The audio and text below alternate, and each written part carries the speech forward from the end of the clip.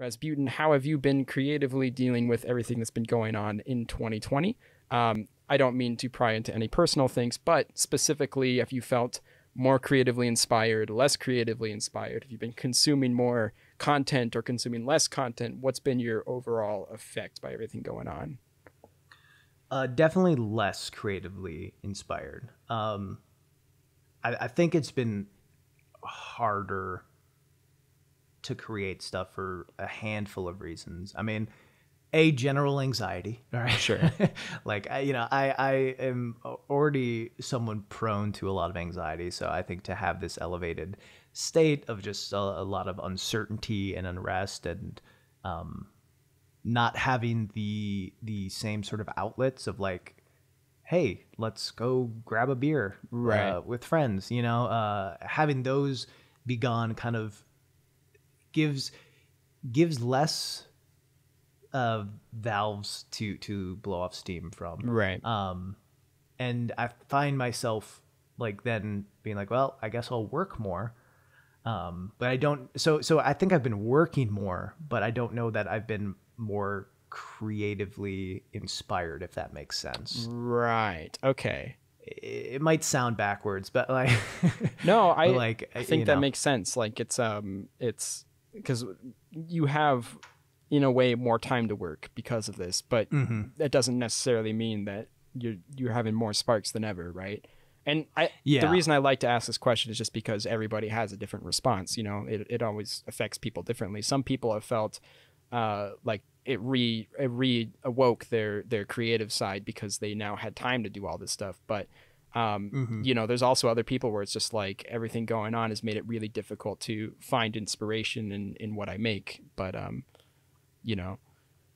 Yeah. So, I mean, I think I've definitely fallen on that side a bit. I also practically, now my wife has been working from home for the past year, which, we do have a 2-bedroom apartment. So like have our own spaces to work. Sure. But like, there's just in general, then there just becomes, more thing like I can just go out and talk to my wife for a while. Right. You know what right. I mean? Where like at least before it was just like, okay, these are the hours I'm gonna work. Yeah. I think any sort of work from home, for better and for worse, I think there's benefits to it. Right. Is like you don't need to do all your work from 9 to 5. Right. Right. But that does mean your hours of operation are extended, which it is good and bad. Right. Right. So I guess my point in it is like, I think for some people, this has given them an opportunity to have maybe a little more time. Right. I mean, I know a lot of friends who had kind of stopped doing stuff on their channel just because, they were working full-time jobs. Yeah. So it's like, I don't have, they didn't have as much time to do stuff. But now without it for a while and without working full-time jobs, like, they're like, okay, well, what else am I going to do? Right. I love making videos, so I'm going to do that. Yeah. Yeah. And what about So like that hasn't been it, for me, because Right. this was my job hasn't changed Right. at all from this. Just my work environment has. Sure. Which is that now there's, less structure, I suppose. Right. Well, and have you found that you've been consuming more like escapism content in a sense, or have you found you've been watching like less of it, or in general, what's your like media intake kind of been? Yeah,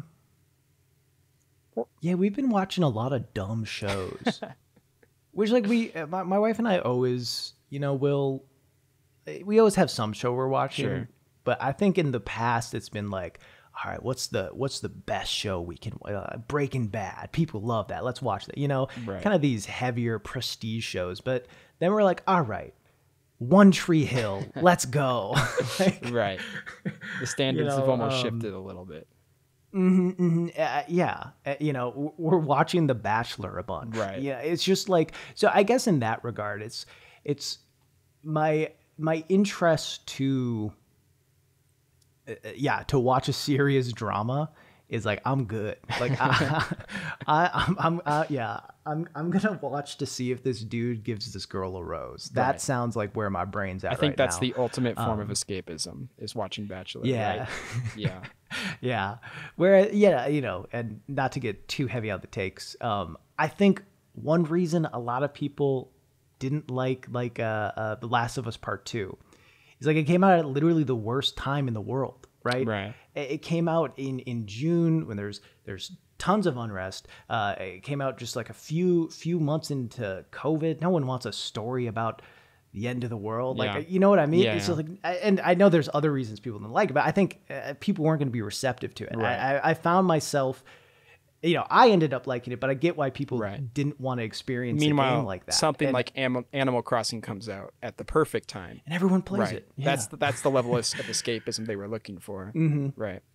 So I'd say in that regard of like, certainly I've still played some heavy games and I've still watched some heavy shows and all that. But yeah, things that I seek out is more of, I think that's a thought that maybe I hadn't put together, is things that I'm seeking out to watch and experience are like, all right, what's the dumbest thing Right. I can entertain myself with right now?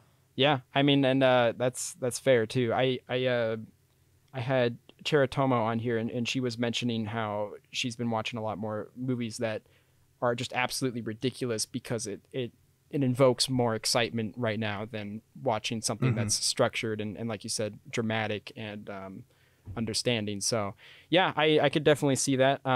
But you know, 2020 is over and we're hopefully heading towards better places this year. And I hope that inspiration continues to rise for your content. Hey there. You just watched a clip from my creative podcast. If you'd like to check out the full episode as well as other episodes as soon as they come out, you can support me over on Patreon for the $3 tier, or you can just subscribe here and wait for clips and podcast episodes to come out eventually.